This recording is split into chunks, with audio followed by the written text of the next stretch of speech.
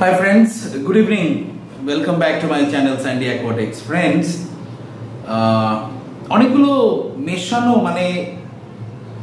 অনেকগুলো মেলামেশা অনেক রকম খবর আজকে আপনাদের দেব। Happy news, sad news, accidental news এবং কিছু প্রিকশনস অ্যাকুয়ারিয়ামের যেগুলো আপনাদের আজকে দেব, যেগুলো আমি সবসময় আপনাদের বলে এসেছি যে আমি সবসময় আমার ব্যক্তিগত এক্সপিরিয়েন্স আপনাদের কাছে বেশি শেয়ার করি। আমার পরিবেশ, আমার এনভায়রনমেন্ট অনুযায়ী যে জিনিসগুলো আমি ফেস করি অ্যাকুয়ারিয়ামে মাছ রাখার জন্য, সেগুলো আমি আপনাদের সঙ্গে শেয়ার করি এবং সেগুলো আমার মনে হয় সাকসেসফুল হয়, আপনাদের সঙ্গে আমার আইডিয়াস ম্যাচ করে। তো ফ্রেন্ডস, প্রথমে একটা হ্যাপি নিউজ, সেটা হচ্ছে আপনাদের সবার বড়দের আশীর্বাদে এবং ছোটদের ভালোবাসা এবং সবার সাবস্ক্রিপশনে আমার 1000 সাবস্ক্রাইবার্স কমপ্লিট হয়েছে। অনেকে আমাকে কনগ্রাচুলেশনস জানিয়েছে। যাই হোক, বাট যেটা মেইন ব্যাপার সেটা আজকে আপনাদের বলি একটা প্রিকশনের ব্যাপারে, এবং সেই প্রিকশনটা না নেয়ার জন্য এবং সেই প্রিকশনটা আমার একটা ছোট্ট ভুলে আমার অনেকগুলো ক্ষতি হয়ে গেল রিলেটেড টু অ্যাকুয়ারিয়াম, সেগুলো আপনাদের আজকে আমি এক এক করে বলবো। ফ্রেন্ডস, ভিডিওটা শেষ পর্যন্ত দেখুন এবং আজকে একটা নতুন জিনিস অর্ডার দিয়েছিলাম, আজকে সেটা ডেলিভার্ড হয়েছে, সেটা আনবক্সিং করে আপনাদের দেখাবো এবং পুরো ডিটেলসে বলবো সেটা কেন আমি অর্ডার করেছিলাম, কেন আজকে আমি সেটা আপনাদের দেখাবো। সো ফ্রেন্ডস, ভিডিওটা শেষ অবধি দেখুন, না স্কিপ করে, এবং যারা নতুন বন্ধু আছেন তারা সাবস্ক্রাইব করে নিন আমার চ্যানেল, আর যারা পুরনো বন্ধু আছেন তারা অবশ্যই লাইক করবেন আর একটু শেয়ার করবেন, কারণ এখন 1000 সাবস্ক্রাইবার্স পুরনো হওয়ার পরে কিন্তু আমার আপনাদের সাহায্য আরো বেশি করে দরকার ইউটিউবে আমার এই চ্যানেলটাকে গ্রো করিয়ে দেওয়ার জন্য। আর একটা ভালো নিউজ আছে ফ্রেন্ডস, আগামী 7 থেকে 10 দিনের মধ্যে একটা অ্যাকুয়ারিয়াম হেল্পলাইন আমি চালু করতে চলেছি হোয়াটসঅ্যাপে, যেটা ইনিশিয়ালি রাত 10টা থেকে রাত 9:30 থেকে রাত 11:30 অবধি 2 ঘন্টা হোয়াটসঅ্যাপ খোলা থাকবে, এবং প্রথম 30 জনের আমি অ্যাকুয়ারিয়াম রেমেডিস রিপ্লাই দেবো এবং একটা হোয়াটসঅ্যাপ গ্রুপ তৈরি করব। আপনারা সেখানে আপনাদের প্রবলেমস জানাতে পারেন, আপনারা যদি গ্রুপ মেম্বার হতে চান তাহলে জানাতে পারেন, আমি গ্রুপে অ্যাড করে নেব। আমি ছাড়াও আরো 2-3 অ্যাডমিন থাকবে এই গ্রুপে এবং তারাও আমাকে সাহায্য করবে। সো ফ্রেন্ডস, আজকের ভিডিওটা দেখুন, একটা অ্যাক্সিডেন্টাল জিনিস আপনাদের বলবো, তার প্রিকশনস নিতে বলবো, আর একটা নতুন জিনিস আপনাদের আনবক্সিং করে দেখাবো রিলেটেড টু অ্যাকুয়ারিয়াম। দেখতে থাকুন ফ্রেন্ডস পুরোটা।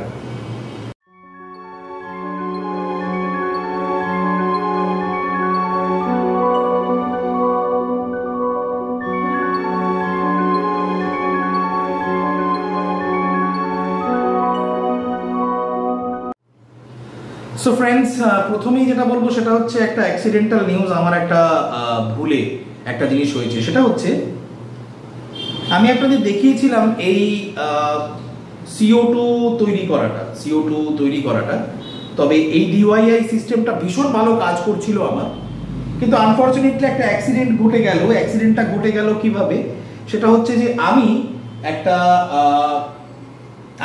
টি শেপের একটা ভালভ লাগিয়েছিলাম, আপনাদের একটা শর্টসে দেখিয়েছিলাম, ওটা দিয়ে আমি এর ফ্লোটা কন্ট্রোল করতাম। সো ফ্লোটা কন্ট্রোল করতে করতে রাত্রিবেলা একদিন আমার হঠাৎ করে মনে হলো যে সারা রাত্রি ধরে ডিফিউজারটা আমি চালাবো না। দিনে 4-5 ঘন্টা ডিফিউজারটা চলেছে, CO2টা বেরোচ্ছে ঠিকঠাকভাবে, গাছগুলো ঠিকঠাক আছে। আপনারা হয়তো দেখছেন আমার অ্যাকুয়ারিয়ামের জলটা কমপ্লিটলি ঘোলাটে, এই জলটা 3 বার ওয়াটার চেঞ্জ করার পরে এইরকম অবস্থায় এসছে। তবু কিছু মাছ আমার সার্ভাইভ করেছে এবং মাছগুলো সত্যি আমি থ্যাঙ্কফুল টু দেম, আর আমি ওদের কাছে ক্ষমা চাইছি, তোদের এত কষ্টে রেখেছি, আজকেই ওদের সমস্ত কিছু আমি ঠিক করে দেবো। সো ফ্রেন্ডস, কি হয়েছে বলি, আমি রাত্রিবেলা যখন ডিনারের পরে যখন শুতে যাই তখন ওদের খেতে দিয়ে যাই এভরিডে রাত্রিবেলা। আমি গরমকালে একবার খেতে দিই দিনে, এবং যতক্ষণ পর্যন্ত ওরা খায় ততক্ষণ পর্যন্ত খাবার আমি দিই, এবং কিছুক্ষণ বাদে যখন আমি মনে করি যে না ওদের পেট ভরে গেছে তখন আমি স্টপ করে দিয়ে আমি লাইট অফ করে দিই, টোটাল অ্যাকুয়ারিয়ামের সমস্ত লাইট অফ করে দিয়ে একমাত্র ফিল্টার চালিয়ে রেখে আমি আমার বেডরুমে চলে যাই। সো সেদিনকে বেডরুমে যাওয়ার আগে আমি একটা জিনিস করেছিলাম, সেটা হচ্ছে ওই CO2টা আমি পুরোপুরি, এই যে স্টপ ককটা আপনাদের দেখাচ্ছি, এটা আপনারা দেখতে পাচ্ছেন কিনা আমি জানি না, আমি আপনাদের দেখিয়ে দিই। এইটা আমি পুরোপুরি বন্ধ করে দিয়েছিলাম, পুরো টাইট করে বন্ধ করে দিয়েছিলাম, এবং আমার মাথায় এইটুকু মোটা বুদ্ধি, আমার মাথায় এইটুকু বুদ্ধি আসেনি যে CO2টা ভিতরে জমছে আস্তে আস্তে। আমি শুনতেও পাইনি এই CO2টা জমতে জমতে বাস্ট করেছে। বাস্ট করে এই যে তারটা, এই তারটা গিয়ে পড়েছে আমার অ্যাকুয়ারিয়ামের মধ্যে। এর মধ্যে থেকে ইস্ট এবং সুগার মেশানো জল, এতটা মতো জল আমার অ্যাকুয়ারিয়ামে চলে এসেছে। আপনারা হয়তো দেখতে পাচ্ছেন এখনো এটা গোলা। সো আমি সকালবেলা উঠে যখন দেখি তখন আই গট অ্যামেজড, আমার খুব ভয় লেগে যায়। ইনফ্যাক্ট আমি টেনসড হয়ে পড়ি যে কি করব। তখন আমি এমন একটা সিচুয়েশন যে তখন এত ভোরে, আমি প্রত্যেকদিন খুব ভোরে উঠি, যতই রাতে শুই না কেন 5:30 6টার বেশি আমার ঘুম হয় না, ঘুম বসার 6টার বেশি আমি ঘুমাতে পারি না। আমি উঠে যাই, উঠে আমি সবার আগে ওদের দেখাশোনা করি। সো এটা দেখার পর আমি ইমিডিয়েটলি যেটা করলাম, দেখলাম 4-5টা মাছ মরে গেছে ততক্ষণে, এবং CO2 জল পড়ে রয়েছে সব জায়গায়, এবং অ্যাকুয়ারিয়ামটা কমপ্লিটলি ঘোলা, কমপ্লিটলি হোয়াইট, ভাতের ফ্যান যেরকম হয় ঠিক সেরকম হোয়াইট। এবং তারপরে 3বার ওয়াটার চেঞ্জ করলাম আমি, ওদেরকে রেখে 3বার থরলি আমি কাঁচ পরিষ্কার করলাম, তারপরেও এই গোলাটে, মানে এটা কি সাংঘাতিক জিনিস।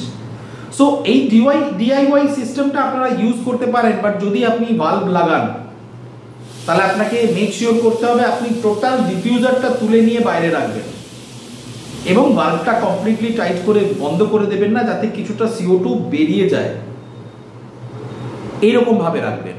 কমপ্লিটলি বন্ধ করলে কিন্তু বাস্ট হওয়ার একটা চান্স থাকে, কারণ এটা গ্যাস, এটা সায়েন্স। বোতলের মধ্যে কতক্ষণ থাকবে, আটকে যাচ্ছে, ক্রমাগত তো কন্টিনিউয়াসলি CO2 প্রডিউস হচ্ছে না। তো 1 নম্বর ওটা। 2 নম্বর যেটা আরেকটা গন্ডগোল করলাম আমি, সেটা হচ্ছে যে আমি খেয়াল করিনি যে আমার পাম্পটা চলছে, আমার ফিল্টারটা চলছে। আমি আপনাদের দেখিয়েছিলাম যে আমি এই ফিল্টারটা ইউজ করি, 606H সোবর, এই ফিল্টারটা ইউজ করি। তো এই ফিল্টারটা মোটরটা যেটা আছে, এটা এক্সটার্নাল মোটর, মানে অ্যাকুয়ারিয়ামের বাইরে মোটরটা থাকে। আমি যখন জল এখান থেকে সাইফন পাইপ দিয়ে বার করছি বালতিতে, কন্টেনারে ফেলবো বলে, নতুন জল আবার দেব, আমি খেয়াল করিনি যে আমার ফিল্টারটা চলছে এবং জল তার নিচে নেমে গেছে। হঠাৎ করে আমার খেয়াল হয়েছে, তখন আমি সুইচটা অফ করে ফিল্টারটা বাইরে নিয়ে এসেছি। পরে যখন আমি 3বার ওয়াটার চেঞ্জ করার পরে ফিল্টারটা চালাতে গেছি, তখন দেখছি ফিল্টারটা চলছে না। ন্যাচারাল ব্যাপার, যদি জল না থাকে, জলে ডোবানো অবস্থায় যদি পাইপ না থাকে, তাহলে কোনোদিন ফিল্টার চালাতে নেই। তার কারণ এক্ষেত্রে ফিল্টারের একটা মোটর নষ্ট হয়ে যাওয়ার চান্স থাকে, এবং চান্সটা কিন্তু 80% ইনফ্যাক্ট আপনি যদি কোনো কারণে বেঁচেও যান, তবু আপনি এটা ভাববেন যে আপনার ফিল্টারের মোটরটা খানিকটা, পাম্পটা খানিকটা ড্যামেজ হয়েছে। ডেফিনেটলি হবে, এটা সায়েন্স। সো আমার ফিল্টারটা, এই যে ফিল্টারটা, এই ফিল্টারটা পরলোক গমন করেছে। আর কি করবো, আর কিছু করার নেই, কপালে গচ্চা। সো আমি অনেক রিসার্চ করে একটা নতুন ফিল্টার অর্ডার দিয়েছিলাম, ফিল্টারটা আজকে এসছে। সিম্পল ফিল্টার, বেশি দাম না, আমার কাছ থেকে 700 টাকা নিয়েছে। অ্যামাজনে আমি অর্ডার করেছিলাম, এবং আমি লাকিলি এই ফিল্টারটা লাস্ট ছিল, একটাই ছিল, এবং অর্ডার করেছি। এখন এই ফিল্টারটা আপনি যদি অ্যামাজনে অন্তত দেখতে চান, তাহলে এটা কিন্তু আনঅ্যাভেলেবেল আজকে, এখন অবধি। কালকে সকালে কি হবে জানি না। যে ফিল্টারটা আমি অর্ডার করেছি সেটা হচ্ছে, এটাও সোবর, এটা হচ্ছে WP628H। WP628H, এটা slim hang on back filter, এবং এটায় সারফেস স্কিমার একটা আছে, এবং এই ফিল্টারটাই আমি আপনাদের আজকে সেট আপ করে দেখাবো। সো ফ্রেন্ডস, প্রিকশনস গুলো মনে রাখবেন। যদি CO2 ডিফিউজার দেয়া থাকে, বা CO2 যদি আপনার জলে থাকে, DIY CO2, তাহলে কমপ্লিটলি ওটাকে অফ করে বাইরে একটু দূরে রেখে দেবেন। খানিকটা CO2 যাতে বেরিয়ে যায়, এভাবে ভালভটাকে প্রেস করবেন, কমপ্লিটলি টাইট করে আটকাবেন না। 2 নম্বর, প্লিজ মেক শিওর যখন আপনি ওয়াটার চেঞ্জ করছেন তখন ফিল্টার যেন বন্ধ থাকে, আদারওয়াইজ ভীষণ ডিফিকাল্ট ফিল্টারকে বাঁচানো, ঠিক আছে। আর আমাদের অ্যাকুয়ারিয়ামে কিন্তু ফিল্টার অপরিহার্য। যে কোনো অ্যাকুয়ারিয়ামে কেউ যদি মনে করে যে আমি একটা সিঙ্গেল বেটা ফিশ রাখবো ফিল্টার ছাড়া, তাহলে এটা ইম্পসিবল। আমার একটা ছোট্ট স্পঞ্জ ফিল্টার আছে, দিনের মধ্যে 3 থেকে 4 ঘন্টা আমি স্পঞ্জ ফিল্টারটা দিয়ে এই ট্যাঙ্কে, আমার বেটা ফিশের ছোট্ট টুচকে ট্যাঙ্কটাতে আমি কিন্তু স্পঞ্জ ফিল্টারটা চালাই। যেহেতু খুব ছোট্ট স্পঞ্জ ফিল্টার, আপনাদের আলাদা করে দেখাইনি বা দেখাবো না, আছে আমার কাছে, ওটাই চালাই আমি। সো ফ্রেন্ডস, আপনারা দেখতে থাকুন, এটার আনবক্সিং আমি করব আর আপনাদের দেখাবো এর সঙ্গে কি কি পেলাম, ঠিক আছে? আর পরের যে ভিডিও আমি দেবো সেই ভিডিওতে আমি দেখাবো যে এই ফিল্টারটার রেজাল্ট কি আছে এবং এই জলটা চেঞ্জ করার পরে কি পরিস্থিতিতে এলো। সো ফ্রেন্ডস, দেখতে থাকুন। ফ্রেন্ডস, এটা হচ্ছে আমার নতুন ফিল্টারটা, সেটা হচ্ছে সোবোর WP628H। এটা একটা স্লিম হ্যাঙ্গিং ফিল্টার। আর এটার মধ্যে যেটা সবথেকে বেশি আমার পছন্দ হয়েছে সেটা হচ্ছে mechanical, chemical and biological filterization system এখানের মধ্যে আছে। আর যেটা সবথেকে বড় যেটা পছন্দ হয়েছে সেটা হচ্ছে এটার ক্যাপাসিটি, এটার যে মোটর আছে মোটরের ক্যাপাসিটিটা আপনাদের একটু দেখিয়ে দিই। ভুলে গেছি কোথায় জানি পড়লাম আমি, ভগবান জানে। এটা হচ্ছে ডিপ ক্লিন সিস্টেম এবং এটা হচ্ছে, আপনারা দেখুন এখানে ক্লোজলি আপনাদের দেখাচ্ছি, 400 লিটার 1 আওয়ার। তার মানে 1 ঘন্টায় এটা 400 লিটার জল আপনার সাইকেলড হবে। তার মানে হচ্ছে আপনার অ্যাকুয়ারিয়াম যদি 50 লিটার বা 100 লিটারের অ্যাকুয়ারিয়াম হয়, তাহলে এই সোবোর পাম্পটা কিন্তু, ফিল্টারটা কিন্তু it's a very good system. এবার দেখে নিই এটার জিনিসপত্র কী আছে। আমি আগের থেকে খুলে রেখেছিলাম। প্রথমে এক এক করে জিনিসপত্রগুলো বার করি, বার করলে পরে আপনাদের সুবিধা হবে দেখতে। পুরো ঢেলে দিলাম। এইবার বাকিগুলো এখানে রাখলাম। প্রথমে সেটা হচ্ছে, এটা হচ্ছে ফিল্টার বক্সে এটা হচ্ছে পাম্প, দেখুন সোবো সিস্টেম, এবং এটা অ্যাকুয়ারিয়ামের দিকে থাকবে। এটা হচ্ছে ফ্লো অফ ওয়াটার, এখান দিয়ে জল বেরোবে। এটায় একটা কার্ট্রিজ আছে, ভিতরে খুব সম্ভবত চারকোল বা অ্যাক্টিভেটেড কার্বন আছে যেটা করবে। তবু আমি এইটাকে এইভাবে আমি রাখবো না, আমি অন্যভাবে সেট আপ করবো, সেটা আপনাদের বলে দেবো। আর এখানে পাম্পটা আছে, এখানে কিছু সিরামিক রিংস আমি দিয়ে দেবো। এই পাইপটা, এটা হচ্ছে, এটার মধ্যে আরেকটা জিনিস দেওয়া আছে, সেটা হচ্ছে এই যে বলছি আপনাদের সারফেস স্কিমার। সো এটা আমি আপনাদের একটু ফিট করে দেখাচ্ছি এটা কীরকম কি হবে।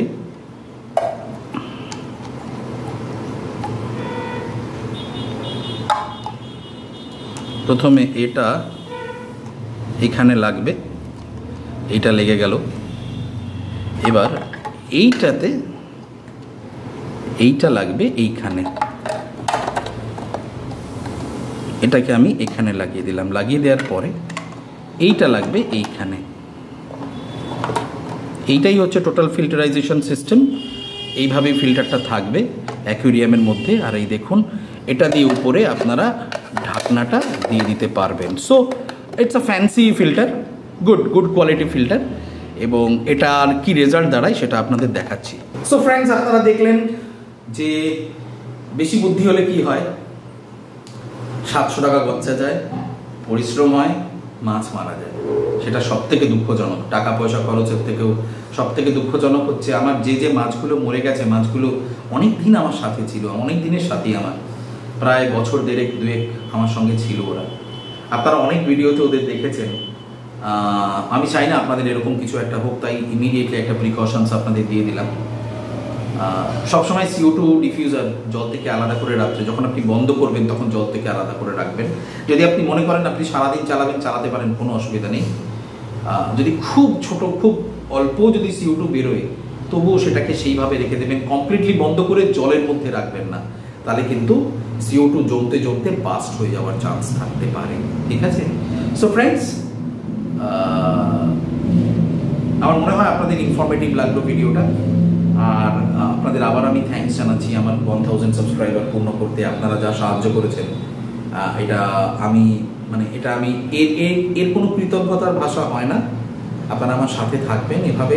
আপনাদের প্রচুরভাবে আমি চেষ্টা করব আপনাদের প্রশ্নের জবাব দেওয়ার। আমার কাছে প্রচুর ফোনস আসে, আমার কাছে প্রচুর হোয়াটসঅ্যাপ আসে, দাদা এটা কী করবো, দাদা ওটা করবো। আপনারা হয়তো লক্ষ্য করেছেন যে ম্যাক্সিমাম কমেন্টের আমি রিপ্লাই দেওয়ার চেষ্টা করি, কারণ আমি ঠিক নিজেকে ইউটিউবার বলে ভাবি না। আমি সবসময় এটা ভাবি যে আমি যে সমস্যাগুলো সমাধান সম্মুখীন হয়েছিলাম সেগুলো যেন আপনারা না হন। হ্যাঁ, একটা খুব সত্যি কথা বলি, একটা এক্সট্রা রোজগারের পথ আছে ইউটিউবে, বাট সেটাকে প্রধান করে আমি এখন এগোচ্ছি না। আমার কাছে এখন আপনাদের দেখানোটা সব থেকে বড়। আমার অনেক রকম প্ল্যানস আছে। আমি একটা সল্ট ওয়াটার অ্যাকুয়ারিয়াম করবো, সেই প্ল্যানসও আছে, সেটাও আপনাদের দেখাবো কিভাবে কম খরচে করতে হয়, কারণ আমি আমার ব্যক্তিগত এক্সপিরিয়েন্স শেয়ার করবো। সো ফ্রেন্ডস, আজকের ভিডিওটা এই পর্যন্ত থাক। মনে হয় একটু লম্বা হয়ে গেল, তবুও আমার মনে হয় আমার ভিডিও আপনারা ধৈর্য ধরে দেখবেন। সো আজকের মতো শেষ করছি এখানে। আসি, নমস্কার, ভালো থাকবেন সবাই।